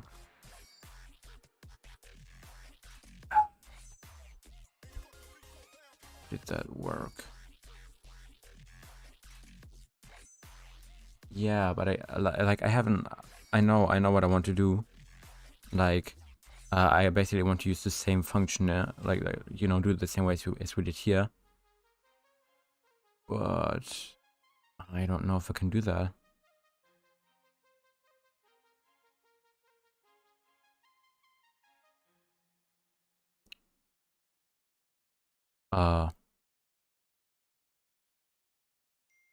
What? Isn't this supposed to work different? Oh wait, what? Oh no. Enemies visible account. No, wait. Oh no, wait. No. This is good. This is good. This is fine. This is all good. Okay.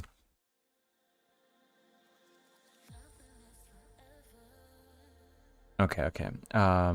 Shouldn't this actually be the enemies in range count? I'm quite certain it's supposed to be the enemies in range count. To be honest. Oh no, wait, this is the remove thing. Wait, where are we doing this then? Oh yeah, here.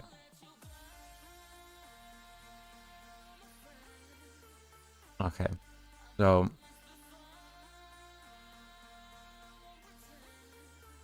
how do I do that? Like, okay, that's so difficult. That's so brain, you know. So we somehow have to find out how we like tell it that it's supposed to draw the line towards a certain angle. Then the rest is actually pretty difficult. Okay.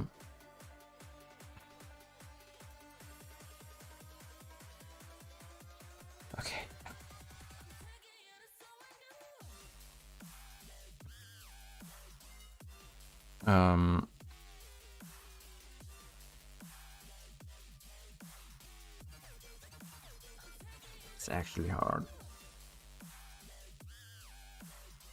Let me just go through the different gizmo draw calls. What is a frustum? Oh damn. Okay, that makes it so much easier. Okay, come on. That's just you know, that's just cheating. Okay, draw frustum. That, you know, that makes it just easier. What do you want to have again? You want to have a center, so that's transform the position. Transform dot position. And then you want to have, what else do you want to have? Come on. An FOV. You can supply that as well. FOV. There we go. And then it wants to have a max range. So that's actually the enemy range. And then it wants to have a min range, so that's 0. Oh, I pressed O instead. 0. And then aspect is 1.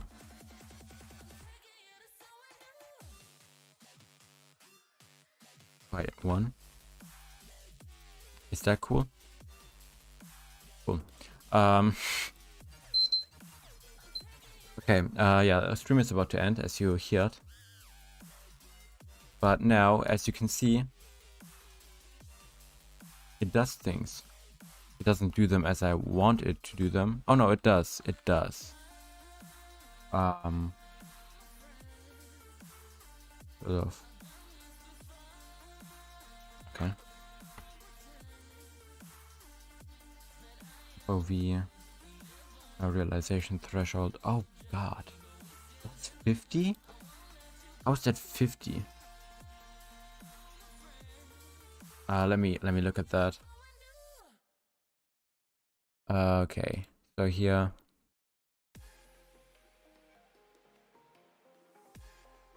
That's a check call again. And then we want to go here instead. Okay. And then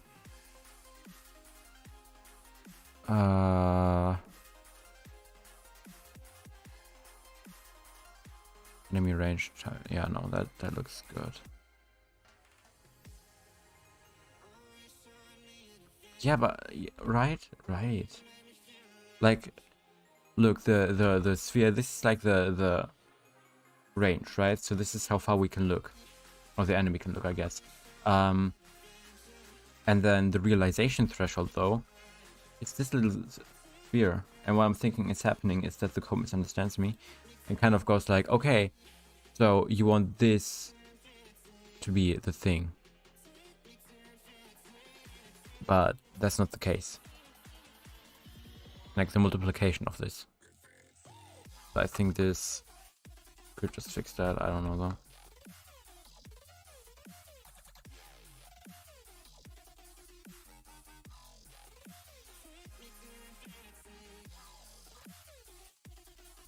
Nope. That didn't help. Enemy range. Realization threshold. Am I just kind of stupid? Multiply by realization threshold.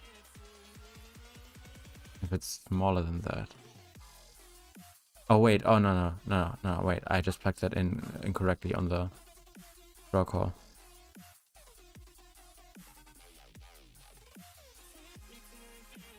Right. Okay. Enemies. Enemy range multiplied by. Right. So this is just for I guess a little bit of debugging again, and it also just looks more professional in my opinion when you have this instead of when you don't. So basically now we can see how close the enemy has to be so that we can, so that this enemy can actually like realize that that enemy is there. I think we should also just assign a color real quick. Gizmo dot color. How does this work? Oh, let's set this equal to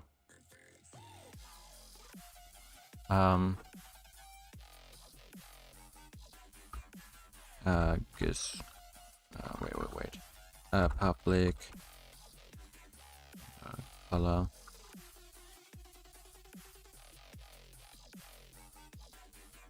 and we'll call this just gizmo color to make it easier on ourselves. Gizmo color. Okay. And we set this equal to gizmo color and leave it at that. Great.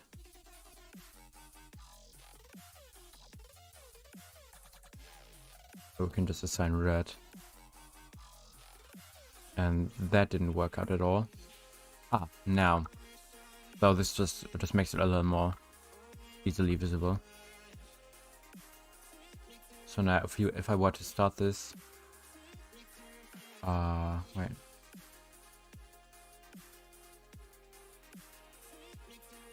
I forgot to visualize this, I think.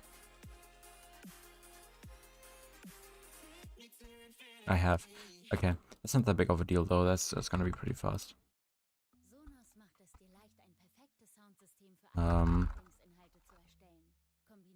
FOA, easy peasy.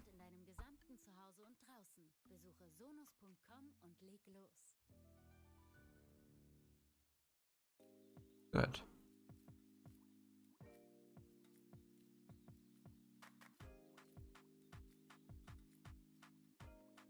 That's cool.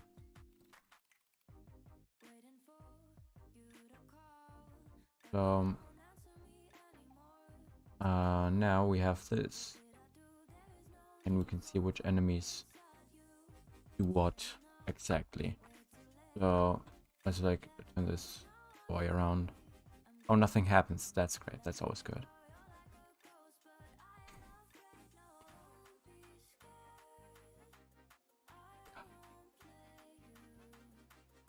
It's also just going to disappear when we deselect it, so.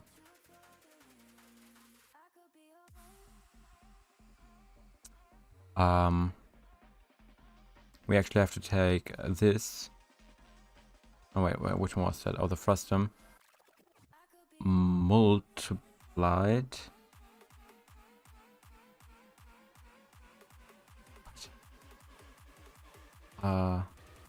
max range.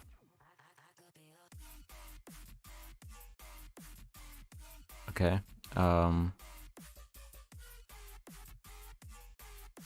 You not kind of need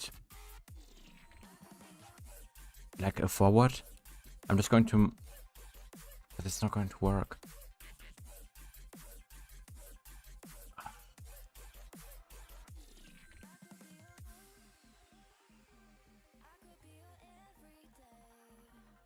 What is Gizmo Matrix?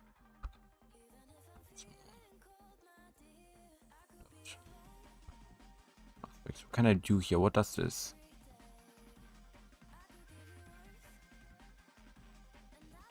I don't know if I should be messing with that, so I'm just going to not mess with that. I think that's a very adulty thing to do.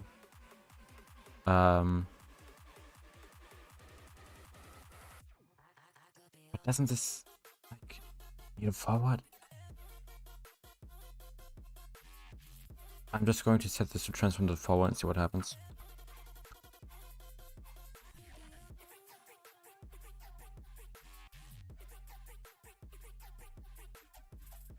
No, that's not it. It ain't it, Chief.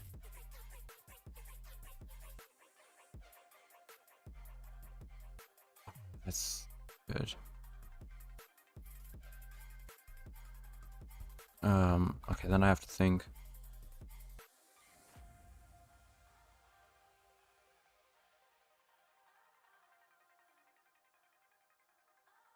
I'm just going to try to multiply this by transform dot forward.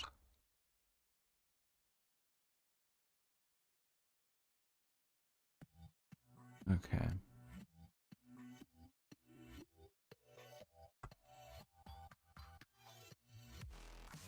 Okay. Like that's the only. Okay, that's so difficult.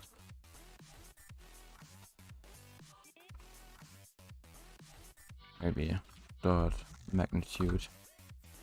I don't think that this is going to work, but what do I know?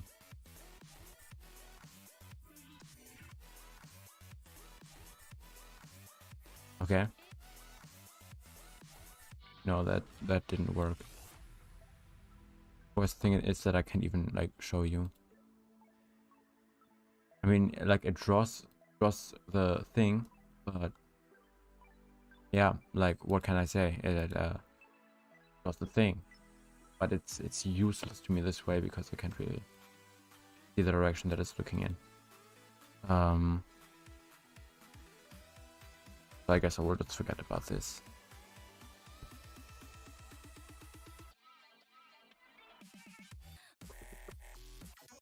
So now we kind of end this maybe in a second. What we can do is we can just set this all up very easily. So what we could do is, for example, we could say the total range of this enemy is 25, and then if we look, oh yeah, we have to set the gizmo color. That's good. We can actually see this, and then we can set the field of view in degrees, and we can even see what that would be, technically speaking. So that's very useful, and we can set it to be like super big. Oh wow, oh god. So we can just set this to be like 80 degrees, for example, and then we can say how far it's supposed to be able to hear. We can say how much percent of the seeing is supposed to be necessary for realization, I guess. And then we can also set the enemy layer mask to be our enemy, and it doesn't realize that there are any enemies around because it's, I don't know, stupid. Okay, yeah, that's pretty cool. I like this. But some stuff still doesn't work out for some reason.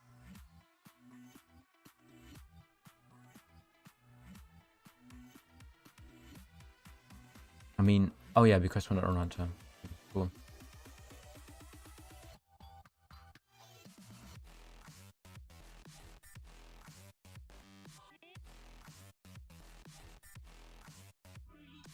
I suppose we could give this like health and stuff so that like interesting for the other enemy.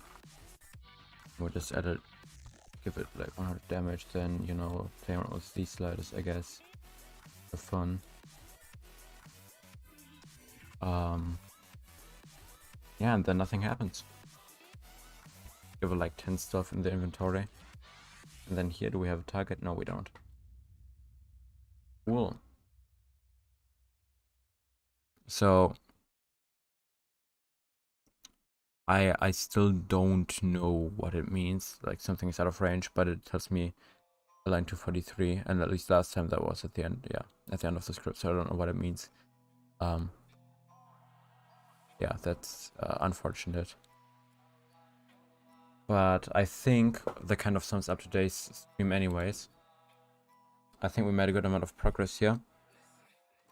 And I hope that you enjoyed the stream. As I said, I'm going to be talking a little bit more about the channel situation and stuff in the next 2 videos. But yeah, that was basically today's stream. I hope you liked it. If that was the case, you know what to do. Like, subscribe, and maybe write a comment for other ideas, maybe how to fix certain problems and stuff like that.